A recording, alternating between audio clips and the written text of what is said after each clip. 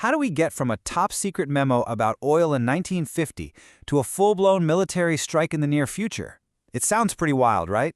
Well, that's exactly what we're going to unpack. We're going to follow the 75-year thread in U.S. policy toward Venezuela from its quiet, strategic beginnings to a dramatic, fictional finish. Let's dive in. Okay, so just look at these two statements side by side. On one hand, you have this very cold, very bureaucratic language from a 1950 memo to assure an adequate supply of petroleum. Then, bam, on the other side, we're going to run the country. Whoa. The big question is, how on earth did we get from point A to point B? How does a quiet objective about securing oil morph into an overt plan to literally take over? Well, as you'll see, it's a story of a consistent goal pursued through radically different means. All right, first up, a decades-old objective. To really get what's happening now and what could happen next, we've got to hit rewind. We have to go way back, to the very beginning, to this single classified document that pretty much set the stage for everything that followed for decades. And this, right here, is the heart of the matter. The #1 U.S. objective spelled out clear as day back in 1950, secure Venezuelan petroleum. Seriously, this one strategic goal has been the driving force behind almost every major policy decision for the last 75 years.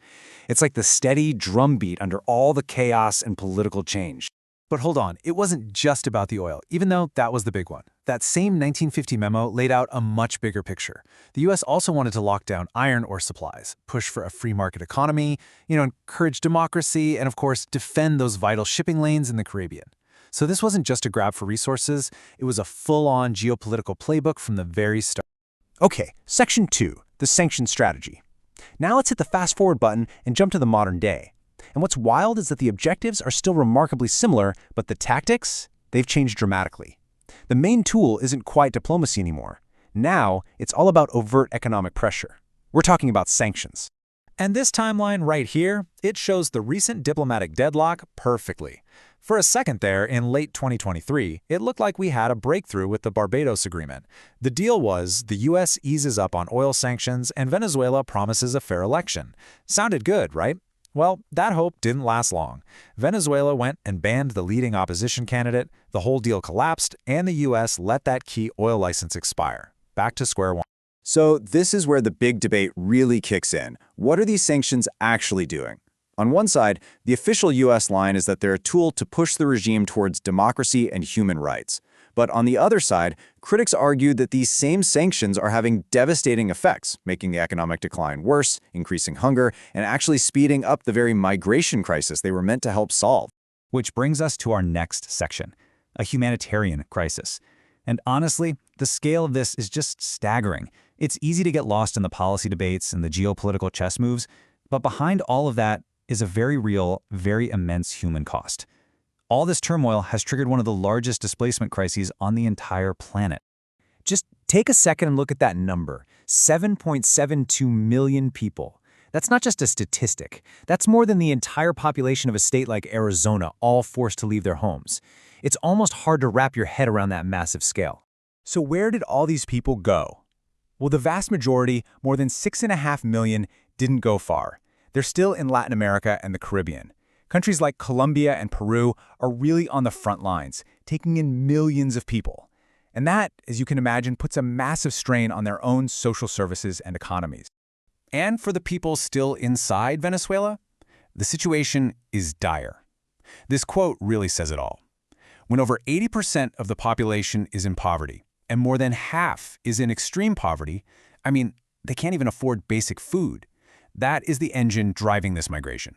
What choice do you have when you can't feed your family? Okay, now for a big shift.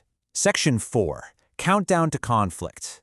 We are now moving away from the documented present and into a speculative future. And I want to be super clear here. Everything that follows is based entirely on the fictional source material provided for this explainer. It's a look at how things could, plausibly, if dramatically, escalate from economic pressure to military confrontation. So in this fictional timeline, 2025 is just a year of relentless escalation. It kicks off with immigration policy, ramps up with punishing tariffs, and then things get military. A so-called anti-narcotics campaign starts in the Caribbean, which is really just a cover for a military buildup. Then come the big moves. A major aircraft carrier group shows up for a mission called Southern Spear, and suddenly there are reports of a U.S. bombing on Venezuelan soil. The fuse is officially lit. And that brings us to the main event. Section 5. The strike on Caracas on January 3, 2026. This is the climax of this speculative story. What we're about to walk through is a minute-by-minute account of a fictional U.S. military operation, pieced together from these simulated news reports. It all starts in the dead of night, 2 a.m. Airstrikes begin over Caracas. The targets are key military installations, the Fuerte Tuna Army Base and La Carlota Air Base. The goal is to neutralize the regime's ability to fight back in the opening moments before they even know what's happening.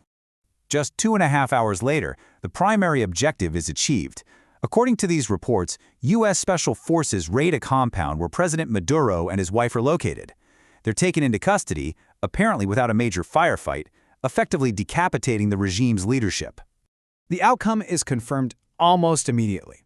This fictional statement is released to the world, and it doesn't mince words, stating that the head of state has been captured and flown out of the country.